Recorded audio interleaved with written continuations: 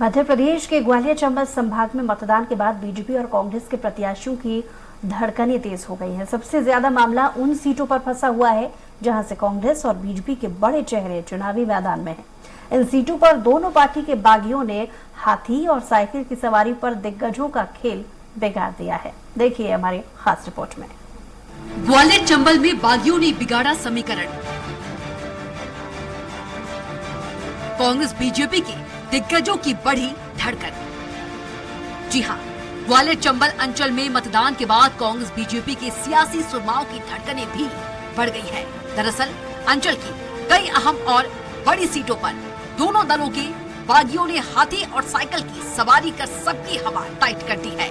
आलम यह है कि जिन सीटों से कांग्रेस और बीजेपी के बड़े चेहरे चुनावी मैदान में हैं, उन सीटों पर भी अपनी पार्टी से अदावत कर सपा और बसपा के बैनर पर उतरे इन बागियों ने सियासी समीकरणों को उलझाकर रख दिया है।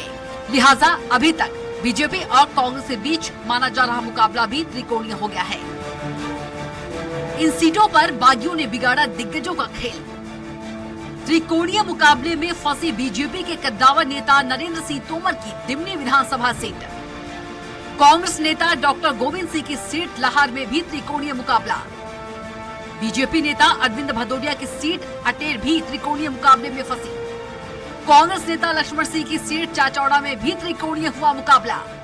इसके अलावा गृह मंत्री नरोत्तम मिश्रा की सीट दतिया, कांग्रेस के वरिष्ठ नेता राम निवास रावत की सीट विजयपुर, इमरती देवी की सीट डबरा, अजब सिंह कुशवाहा की सीट सुमावली विधानसभा और भारत सिंह कुशवाहा की ग्वालियर ग्रामीण सीट पर भी जंग त्रिकोणीय और रोचक हो गई है।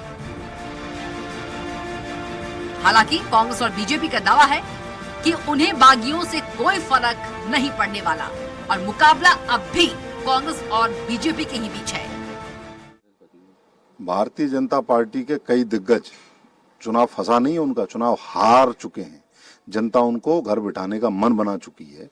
कांग्रेस पार्टी की आंधी है मध्य प्रदेश में। ये आपको 2023 के 3 दिसंबर के दिन जब परिणाम आएंगे देखने को मिलेगा। आप देखेंगे कि इस आंधी में बड़े बड़े भाजपा के नेताओं के किले और वह खुद ढहते हुए दिखाई देंगे। देखिए, जहां तक बड़े नेताओं की बात है तो हमारे सारे बड़े नेता बहुत कंफर्टेबल स्थिति में हैं।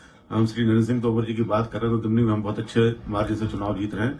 हम एंजल सिंह कंसाना की बात करें सुमावली में तो 3 त्रिकोणीय संघर्ष में एंजल सिंह जी जीत रहे हैं, अच्छे वोटों से जीत रहे हैं। चाहे हम नारायण सिंह जी की बात करें ग्वालियर दक्षिण में तो नारायण सिंह जी जीत रहे हैं। माया सिंह जी का भी सीट बहुत फाइट में है और तो हम वहां जीतेंगे। और प्रद्युम्न सिंह तोमर बहुत अच्छे मार्जिन से चुनाव जीत रहे हैं। बहरहाल कांग्रेस और बीजेपी के नेता भले ही अपनी जीत और अपनी सरकार बनने का दम भर रही हैं, लेकिन दिमनी, लाहौर, अटेर और सुमावली ऐसे विधानसभा सीटें हैं जहां दोनों पार्टी के बड़े कद के नेताओं के सामने चुनावी मैदान में ताक ठोक कर बागियों ने अपनी अहमियत जरूर बता दी है। अब इंतजार है तो आने वाले 3 दिसंबर का, जब तस्वीर साफ होगी कि किसने किसका खेल बिगाड़ा और कौन किस पर कितना भारी पड़ा। विनोद शर्मा, स्वराज एक्सप्रेस, ग्वालियर। और इसी के साथ बुलेटिन में कुछ और खबरों के लिए देखते रहिए स्वराज एक्सप्रेस।